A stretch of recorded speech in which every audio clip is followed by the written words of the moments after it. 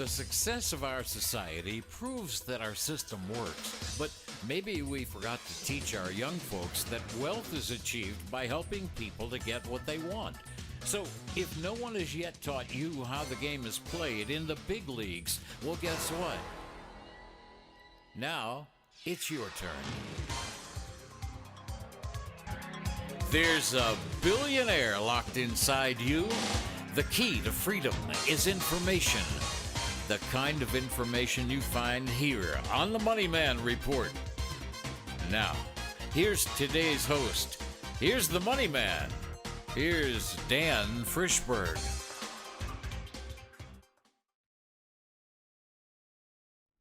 Hello everyone. Welcome to our Money Man Report podcast. I'm Elisea Frischberg, and here's Dan. And I am Dan Frischberg, and we're very happy to have you with us. And we're going to talk about some stuff that everybody wants to know. Why is this happening? And this is about explaining exactly what happened, right? Yes, it's happy Thanksgiving to everyone, but yet this is what's in people's mind. How come? Well, it's what's not in their minds. The question is in their minds, but the answer isn't in their minds. That's right. How come a lot of people are losing money right now? What changed? All right, I'll answer that question first, and then I want to go back 2 years ago and show what we've happened and what went wrong with our country in general. Why did our economy turn into this flabby economy that we have now? And how can we take advantage of it? And how do we as investors actually make money by understanding this? All right, so first thing is the world has been run for the last 30, 40 years since Reagan by central bankers. And the central bankers have been running the economy of the whole world. Remember, they value stability. They value currency staying pretty much the same. And that means that all the other central bankers in the world have to copy ours. The thing you saw go wrong in England just in the last couple of weeks happened because our Fed is raising our rates. The dollar got very strong. People in England can't buy the stuff that we create, which is a lot of what they want. And that was the beginning. No one saw it coming, and then the new prime minister put a new law. Well, look, we've had this stability. And by the way, we've had almost zero interest rates for a long, long time. And think about what that does. When it doesn't cost any money for money, that means a lousy, losing company that doesn't really deserve to win gets to stay in business. And because the interest rates are so low and money is free, the guy running that business can make it look like a successful business. He can borrow money for free, he can support the business, he can buy back stock and even make his stock go up and make himself look good. And that, if you think back on what most people have lost a lot of money on who are trying to be current, look at Kathy Wood. What they're losing money on is companies whose sales are going up and they're doing something that everybody wants and needs, but they're not making a profit on it. Yeah. Why aren't they making, when you're selling a lot and you're not making a profit, what does that mean? It means you're not charging enough. That's right. Right? And Fastly was one of them. Yeah, Fastly was one of them. Now, and I admit that I saw that too. Because if the economy was giving it to Well, us. we were in that position where money didn't cost money. So you have zombie companies everywhere. That means flabby companies that aren't really profitable, but are kept alive by the fact that there's free money everywhere. Their owner can borrow money, make it look good, buy back stock,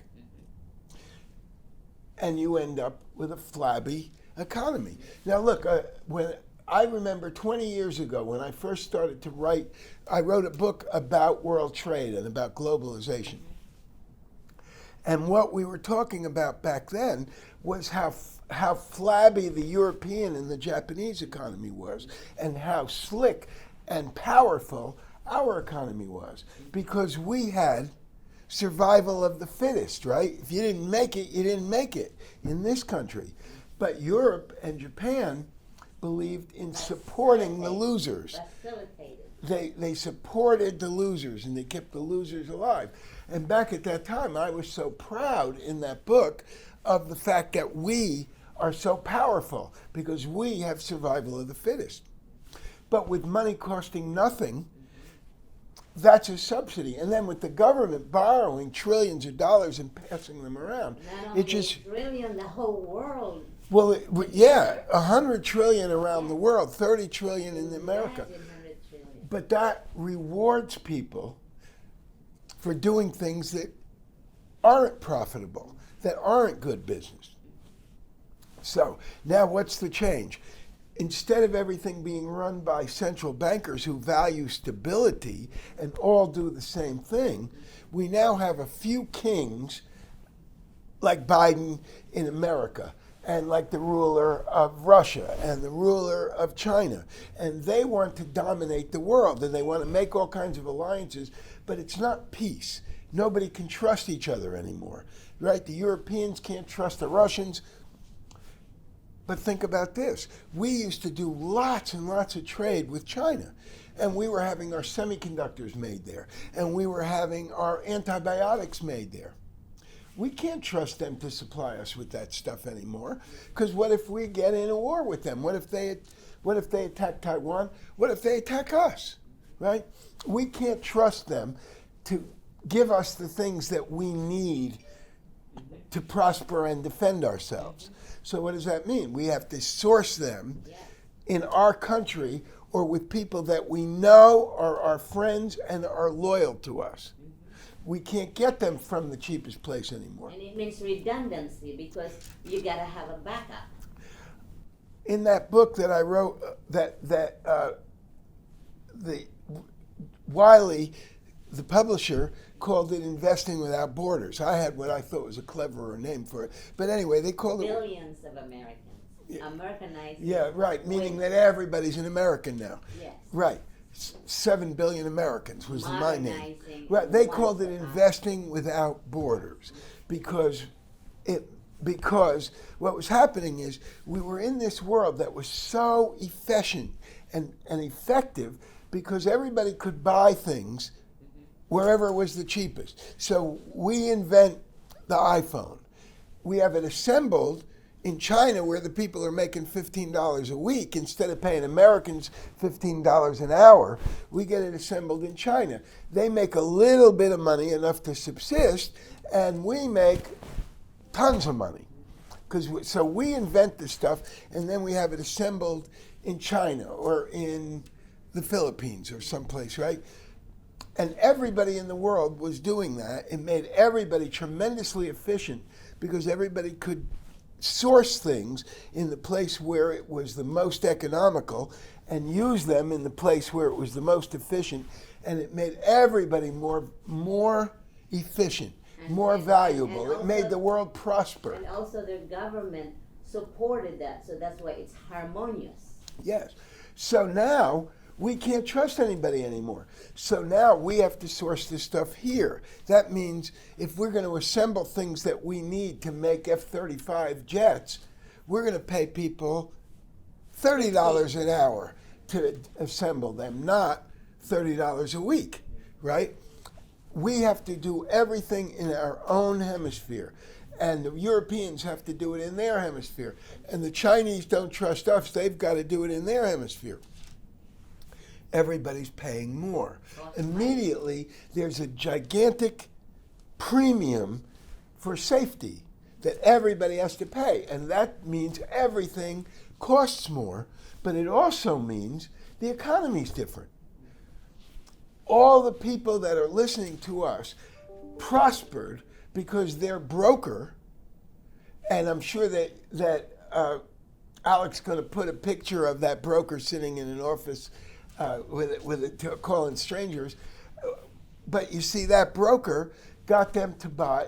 The S&P 500 is 500 big companies who prospered because of this global trade that we're talking about, right? It was wonderful for them, and they just got bigger and bigger and more prosperous and more prosperous. And so what did the people do? They just bought that index instead of having to know anything. They were taught that you're too stupid to have a strategy and actually choose a company and invest in it like you do in real life. Here, this is abstract. You just buy the index. Because in the past it worked too. Well, it was working because those companies were prospering, and that was the way the economy was built. And Harmony. It was harmony. Yeah. So now they all rely on that. But what's happening is they're all losing money because those companies aren't doing well anymore. That doesn't work anymore, right? So now, in order for you to be able to make money by buying companies, it's only going to be the people that are really good at figuring out the unique company to buy that has all the great characteristics of a winner.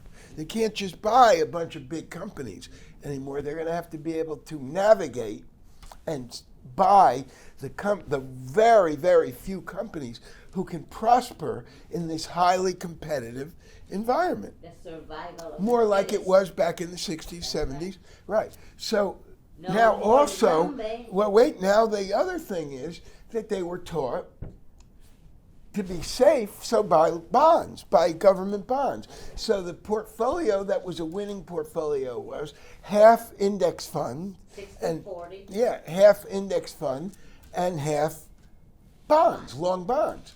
So now the interest rate went up, and all the people that have the long bonds have lost a ton of money because Extremely bonds. painful. I'm not going to go into a long explanation of this, but a bond is worth less when it pays a certain interest rate, but now everybody else can get a better interest rate because interest rates are up. So that means that bond is worth less money. That's right. So all those bonds that they bought that were supposed to be safe, they lost a bunch of money on. And all those index funds that they bought that were supposed to be safe, they lost a bunch of money I on. have to tell you that 401ks, I get 10 or 20 of them, current statements, losing money. Yeah, they were all calling you and saying, what can I do? I can't understand. This is supposed to be safe, and I'm losing money. That was the old world. Now, what we have is a world where you're going to have to navigate a much more competitive situation. Now, should we take a break right now? We'll take a break, and we'll be right back and talk to you more, not only about what has changed, but what are you supposed to do about it? And that's next. We'll be right back, right after this. Welcome back. This is the Money Man Report. I'm Dan Frischberg. The she is the beautiful Elisea Frischberg. And we left off where Elisea was about to tell you what is happening with the people who are now coming to her, who were comfortable in a world where they had half bonds and half stocks and they were making money for years, and all of a sudden that stuff turned out not to be safe in their. Well, talk to me. So most of the people are sending me their current statement, and some people are saying, I retired, I moved to another company. One person, I moved to another company, and I completely forgotten that I had a 401k in my previous employment. May I send that to you? It's been 5 years, and I said, OMG. So he sent it to me. Everything is in bonds. It's because it's automatic. Yeah, and he had 250 grand, and now it's worth 150 grand. That's right. Or something like that. And it's just that, especially government employees, for some reason, they automatically put them in bonds when they're turning 40. It's worse than that, because think about the firemen and think about the military, the army. They don't have to worry because they're in the government, and the government can print money no matter what and pay them. But what about the firemen and the policemen? And what about the people in those 401ks who've been saving for retirement? You know how many pension funds and the Harvard Endowment Fund and how many of these defined benefit pension plans that people have been working in a company for 30 years and they had enough money, they're guaranteed retirement. Well, the guy that's been managing that fund for them they were making 6-7% a year on bonds, and that's how much they were putting away. Now, if the bonds are losing money, they're not making they haven't put away enough money. They're underfunded. They don't have enough money to pay the pensions for the firemen and the policemen. And the guy that works at Nabisco, there's not enough money to pay him because they were underfunded. They were counting on making 6-7%. That's how much they were putting away. This is a bunch of people who are going to run into some real difficult problems. Most of us, we grew up with an interest rate coming down. And those young folks, maybe were not familiar with it because right now they're coming into the system where the interest rate is going up. But those who had 401ks, I really would suggest take a look at your 401ks because they're automatically programmed into bonds as you get older.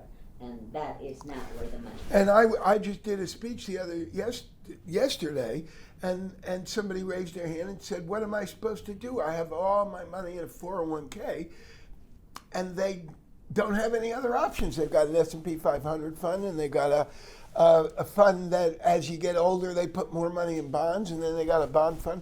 What am I supposed to do if none of that is working? Mm-hmm. And I had to say, you can't. So one person in that group said, well, there's a lot of 401ks where you can have a self-directed thing and you can do what you want in it. But most people don't have that. You should have it if you're organizing a 401k. Put that in there so that you can do. The only thing I could tell her was 401ks allow you to borrow money out, put it in cash, don't leave it in those things that are going down, put the money in cash, borrow it out and invest it properly. I have to clarify that was a group discussion with a lot of people in it, and they specifically just asked questions in general. And what we're talking about here is not only 401ks, it's what is shifting. There's a new paradigm that is shifting, and we need to stay on top of it. And our brain needs a new set of programming to make money in this market. That's what we're trying to clarify. So let me give you an example of what isn't vulnerable to all that manufacturing and having to borrow money for free and too many people, too much competition. Take a company like Microsoft. There are 1 billion people around the world. Everybody in this room here is a subscriber to Microsoft, right? And everybody, 60% of all the people that we see out that window or more are subscribers to Microsoft. Microsoft is very profitable. We look at it and they make a profit on each transaction. But there's another 1 billion people who are wanting to live like we do. They're around the world, in Asia, in Latin America. And they want their kids to go to college and become lawyers and doctors and accountants like ours do. And most of those things they can't do. Those people are getting electricity, they're buying computers, they're sending their kids to college. You're talking about another 600 million or 1 billion people to subscribe to Microsoft over the next several years. That's probably double all the money they're making because of all the Americans and Europeans. They're going to double it over the next 5 years. Because what's the purpose of having electricity? If your kid can't go to college and be a doctor and a lawyer and all that. So they're going to all do that. But the bottom line is that company, think about the economics of Microsoft. They don't have to borrow a bunch of money. They're not worried about the Fed. No matter, even if our economy slows down, they may have a slow year, but over the next 10 years, they have no doubt that there's going to be hundreds of millions of people who want to change their lives, moving out of shacks and into towns and going to college, and their kids going to college. Nobody's going to stop that from happening. It may take a year longer or less, but you're talking about, in India, 1.5 billion people who are doing this. 90% of them now have electricity, more than 90% of them. All of them have internet, and they are going to do exactly what I'm describing. And if you look at their profits, it's steadily going up. Sure, so, but wait, I just want to tell you one more thing. We're talking about that one company, Microsoft. What do they make? They make digital software, right? So if you are making health food, right, and you want to sell more health food, and you're growing meat and grinding it up and putting it, or growing plants and making it look like meat and putting it into a package and selling it at the supermarket. It's very clever. But if you want to make twice as much of that, what do you need? You need twice as many vegetables, twice as many machines, right? Twice as many people, twice as many trucks, twice as many everything, and you have to borrow it all at these inflated interest rates that the Fed's raising. What about Microsoft? If they want to make 500 million more copies of Windows, how much more money does it expect? It's digital. They can make another copy or another million copies or another 10 million copies, no additional expense. Think about the economics of that business compared to your business. It's a great business model. 600 million new customers, and to produce what they're going to sell them, the marginal cost is zero. All they do is make a profit as they sell it to them, just whatever it costs to market it to them, right? That's all their expense. You see the economics of that. That's called a platform. Google has the same thing. Those people, they send their kid to college. The kid goes to college. He's got to come. Now, he's going to be looking things up 3 times a day on Google, just like I do. I looked up several things as I was doing research this morning to look and find out the answer. I just looked on Google. What does this word mean? What is this thing? And I bet they made a lot of money during the election. And guess what? Imagine. Yeah, all that advertising of finding who the people were and where they are, sure. And imagine that stocks right now is like 40%. Down 40%. Down. And that's right. And meanwhile, a couple of years, they're going to make 30, 40, 50% more cash flow over the next few years. And, you know, we're going to go through cycles. The stock's going to go up and it's going to go down, right? So let's say that it's been running, I don't even know, let's say it's running between 150 and 90. When it was at the top, when we had a good stock market, it was 150, and now it's 90. I'm not sure if that's the right numbers, but that means when it's making 30% more money and the market is doing well, maybe it's going to be 180.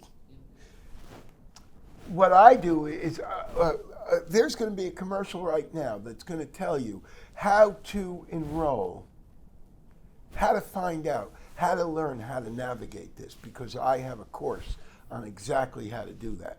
And there's going to be a commercial on that. We're going to stop for it right now. The commercial is going to tell you how to find out how to join us and learn what to do about what we're talking about. Brains equals profit.